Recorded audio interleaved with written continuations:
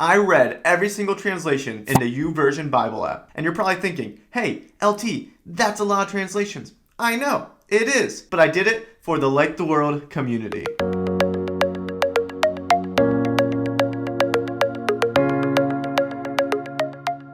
I'm going to be sharing with you some of the strangest, craziest, and the best translations out there. And at the very end, I'll give you my own personal recommendation of what translation I like to use. Because not all translations are created equally or can be trusted. So, without further ado, let's jump into this. Since it's December, I decided to read the Christmas story in every translation, starting with the Amplified Bible. I'm going to be reading from Luke chapter 2, verse 1 through 20. Jesus' birth in Bethlehem. Now in those days, a decree went out from the emperor. They made known what had been told about them in the child, and all who heard was astounded and wondered at what the shepherds told them. But Mary treasured all these things, giving careful thought to them and pondering them in her heart. Then the shepherds returned, glorifying and praising God for all that they had heard and seen, just as it had been told to them. That's the Amplified Bible. The next translation is the AMPC, Amplified Bible, Classic Edition. Now here's the Classic Edition. In those days, it occurred that a decree went out from Caesar Augustus that the whole Roman Empire should be registered. This was the first enrollment, and it was made when Quirinius was government of Syria. ASV, American Standard Version. I tried. Wait a minute. So, books. It won't let you get Luke through Acts? Wait a minute. So if you do this version, so they compiled Luke and Acts into one big chapter. Okay, so the book's translation on the YouVersion Bible app, one, it looks like it just has the New Testament, so it's just the New Testament. But two, they combined Luke and Acts because Luke and Acts were both written by the same person, Luke. And they were supposed to be, or a lot of people hypothesize at least, that they were one long letter or one long continual thing built off of each other. So Luke and Acts is just one in this Bible translation. That's interesting. Let me go to Luke 2. Maybe later. So here it is. In those days, Caesar Augustus issued a decree that census should be taken of the entire Roman world. That translation has no verses. I think that's just interesting. That's the first one I came across. It has no verses. It just has Luke and Acts, but it doesn't seem to include John, Matthew. Oh no, it has Mark here. Yeah, so it has Mark. So it has Mark and John, it's just that it's organized differently. So the whole organization of it's different. They include Luke and Acts as one thing. They has no verses. It's just one long continual letter. So I think it's trying to basically perfectly in a more perfect sense resemble how the New Testament would have been written, because New Testament verses come from Bible translators. It wasn't actually broken down into verses when written. But it just helps you find passages, or it helps you to organize things. So it's interesting that this translation doesn't seem to have any verses whatsoever. Let's go on to the next one. BSB, Berean Study Bible. So this will be our fifth translation so far. I have 64 more translations to go. This is going to be a while. Oh, this chapter is not available in this version. What? The Berean Study Bible is a Bible translation published in 2016. The translation team was comprised by scholars from the Bible Hub and Discover Bible. Okay. Berean Study Bible was created to offer an accumulated translation of the Greek and Hebrew text in a reader-friendly format using some of the best sources. So it also gives you quite a few references and commentary in here as well, and stuff like that. It looks like. So let's read it. Okay, it seems like a solid translation for the most part. Nothing too crazy. Yes, it's another day. I didn't read all the translations in one day. Okay. It's a lot of translations. Cut me a break. But I got some more to read, so let me hop right into it. The CEB version. I mean, it's very similar to the rest of the version so far, is what the story told, but the difference I can tell already is the CEB version uses much more familial language. It's much more casual of a read. It's not quite as... It's the Common English Bible. Okay, that makes a lot more sense. Common English Bible, that's why it's so casual in its wording. Let's go on to the next one. Then we got CEV, Contemporary English Version. So it's an interesting thing. So the CEV, Contemporary English Version, has three different versions. One's a regular one, the original, and then there's an interconfessional edition, but then there's also an anglicized or Anglican edition. The one thing that makes me nervous though is when I see something says it's Anglican or like a specific denomination, that kind of tells me you're going to translate in a way that fits your theology rather than just translating it as it should be translated directly, you're going to have a lot of bias involved in that. So that makes me nervous whenever I see that. That's already a red flag for me. But I'll read it anyway, see what it has to say and how it reads. Complete Jewish Bible. Beachulim and Judea. They're using like Greek or Hebrew words and throwing me for a loop as American. So that's Complete Jewish Bible is just interesting to me because it uses a lot of the traditional names, it uses like Hebrew, Greek words and traditional words, and it has a lot of interesting word choices, not commonly used. So they didn't go for the easy reader style. They definitely went for the more traditional, sticking to their Jewish root style, which isn't surprising because it's called the Complete Jewish Bible. So that was interesting. Catholic Public Domain version. Interesting. I'm Protestant, so this might be intriguing. First thing I'm going to note is that it doesn't have any headers. There are no headers in this whole chapter 2. I'm going to do a quick flip. Yeah, there's no headers whatsoever. So that's interesting. First thing I'm noting is that this version has no headers.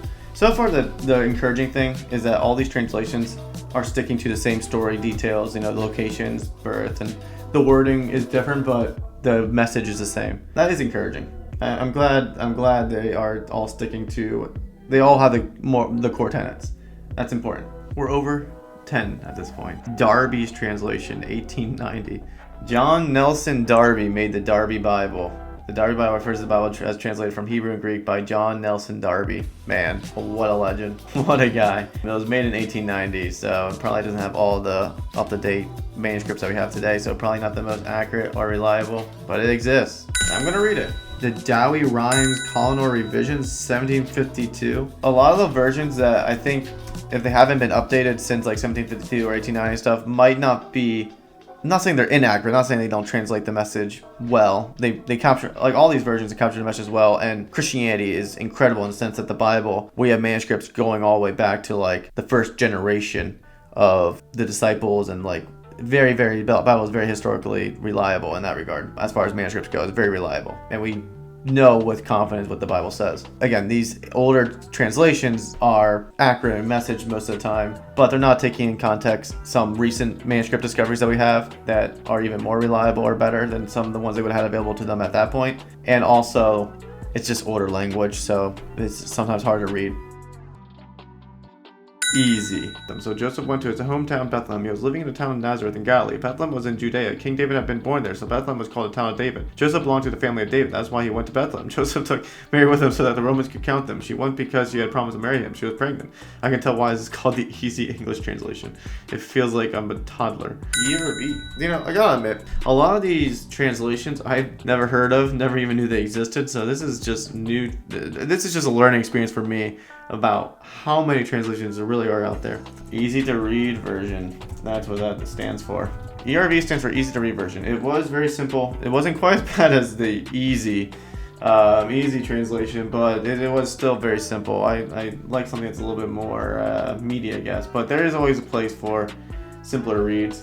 So the easy to read version was not a translation as such, but rather a reworking of the EVD for the hearing population. Always be careful. Always be careful with English translations that are just reworkings of other English translations. Always be careful with that because slowly the meaning gets diluted. Direct translations from a language to another language tend to keep the message solid. When you start summarizing English translations to other English translations, trying to make them simpler, and then you take that simple translation, try to make it simpler and stuff, it can eventually impact the meaning a little bit more. ESV. English Standard Version. FBV, Free Bible Version. So you have Good News Bible Anglicized, Good News Bible Catholic Edition in Septuagint order, Good News Bible Anglicized 1994, and Good News Translation. Oh my word. So they have a Good News Translation, and then the next one's going to be Good News Translation US version. The thing that is encouraging though is that names, places, dates, those details are consistent, and the overall storyline is consistent among like all these translations. The biggest thing so far is word choices, and some of them dumb it down more than others. But so far there's a lot of consistency, which is always encouraging. Geneva Bible. So the Geneva Bible is even older than the King James Bible by 51 years. This is an old Bible. Came to pass, say, in those days that there came a decree from Augustus Caesar that all the world should be taxed. Okay, this is like a Latin English mix. It's like Langlish. I don't know if that's a thing, but now it is. And Joseph also went VP from Galilee out of a city called Nazareth into Judea, and to the cities of Daud, which is called Bethlehem, because he was the house of the lineage of David, to be taxed with Mary that was given. They didn't have dictionaries until like the 1800s, 1700s, something like that. And so people would just spell words the way they understood them to be spelled, based on how they sound. It doesn't have proper spelling.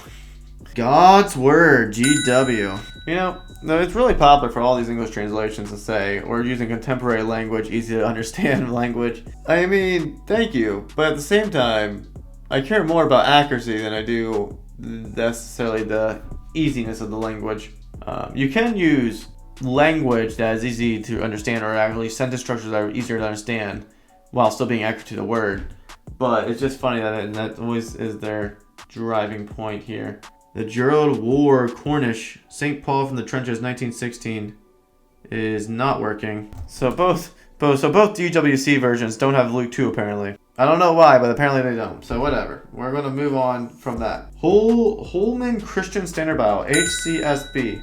How many of these how many translations do we need? And I don't mean in different languages, because I would like the Bible to be in every language. But I'm just saying, from an English perspective, why do we need so many? ICB, International Children's Bible. Let's see what this is like. I'm really curious to see. If this is easier than the easy translation, that'll be impressive. This is harder or uses bigger words and stuff than the easy translation. The easy translation was even more simple than this. But I'm just thinking it's funny. This one's for children, and it's using bigger, maybe harder to understand words than the easy translation. All right, Jubilee Bible. Jib. KJV. Now, this is going to be interesting because the KJV is probably one of the translations that's almost most revered within certain sectors and denominations and even cults and stuff. So this is going to be interesting. And the shepherds returned, glorifying and praising God for all these things they heard and seen as it was told unto them. That is the KJV. And I personally have no qualms with it. I don't read it myself, mainly because of the English that's used is a little bit older. And also, when it was translated, it didn't use as some of the most up-to-date manuscripts that are even more, I guess you could say, accurate stuff. And there were some political things going on with the KJV. But overall, it's a good translation, so I don't have anything to say negative about it. I just personally don't use it. KJVAAE, King James Version with apocrypha. Oh, apocrypha.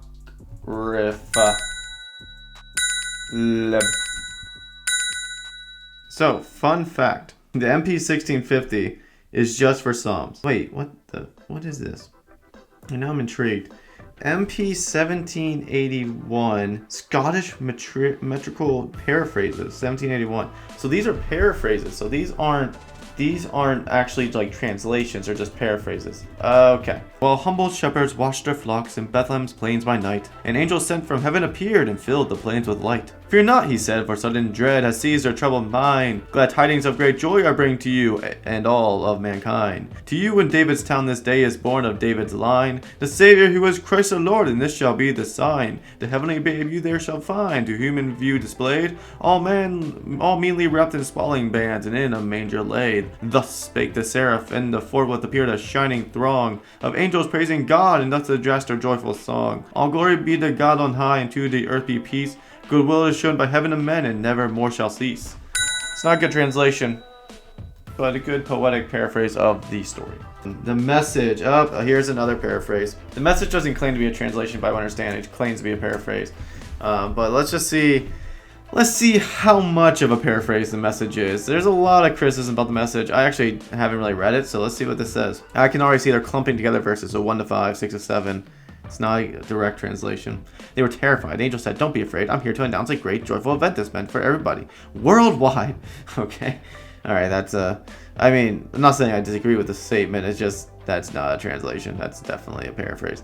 They left running and found Mary and Joseph and a baby lying in a manger. Seeing was believing. I hate that. I hate that so much. I'm sorry. Oh my word. Why would you inject that in here? The shepherds returned and let loose, glorifying, praising God, and let loose. The shepherds returned and let loose. There's a reason why I never read the Message Bible. Where was I? Mary kept all these things holding deep. The shepherds returned, let loose, glorifying, praising God for everything they had heard and seen. It turned out exactly the way they'd been told. I'm done. Alright, moving on. Nah, Bray, save me. Save me from the Message translation. How are you? Alright, at least this one didn't have anything about letting loose, huh? That was a bit strange, but this seemed like a decent translation. NSB 1995. Alright guys, I think this is the last day, so let's wrap up these translations. N-E-T. Every other verse has a commentary on it. I'm not even kidding. Oh my word. The N-E-T Bible has over 60,000 translators' notes, one of the most extensive translator notes Bibles.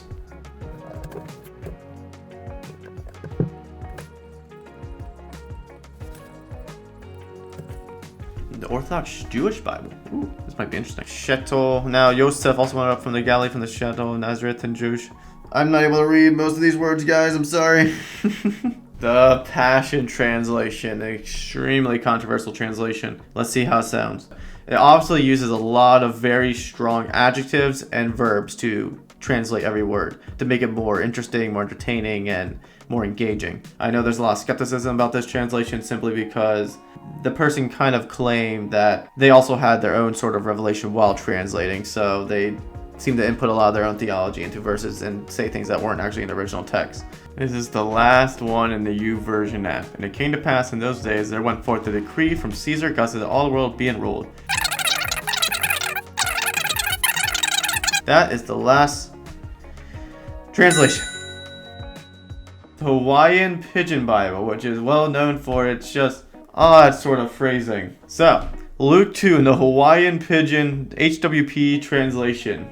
This is gonna be painful for me, but we'll get through. That time, the king for the Romo people, Augustus Caesar, when make all the people sign up for find out how much people get every place. This the first sign up they when make when Quirinius the governor for Syria. Everybody when go back to that town, the owner come from for sign up. So Joseph went and go from Nazareth from Galilee to Bethlehem, Judea, side King David's town, cause he come from King David's Ohona. He go over there for sign up with Mary the Owana. The Owana when promises for marry him, she stay Hapa. When they stay, the time come for her for born her baby.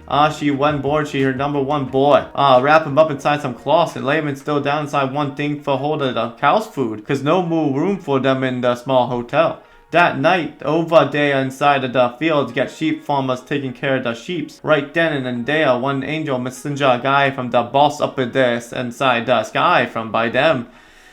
All around them, one awesome light when shine from the boss in the way when come really sacred. But the angel guy say, no scared, I come for tell you guys good stuff from God that gonna make you guys, all the people, stay good inside. This day inside King David's town, one boy went born that going to take you guys out of that bad kind of stuff you stay doing. He the Christ guy, the special guy. God went and sent, he the boss. This how you going to know him. You're going to find out that stay wrapped up inside a penny cloth, lying down one thing for hold the cow food. Right then down the Dunka Unka Pella angel guys from the sky when show up with the first that angel guy. They saying good stuff about good God Elidis. Up inside the scale we are God stay. He stay awesome and over he on the top the earth. If God like what people doing, he gonna make the heart rest inside. They the angel guys when go from them then go back by God inside the sky. The sheep farm tell each other, hey brother, we go Bethlehem for see these things that when happened the boss up in the sky. That's how one tell us.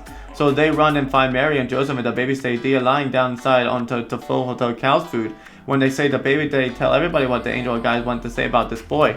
Everybody that went here that stay walking about what the sheep farmers went down tell them.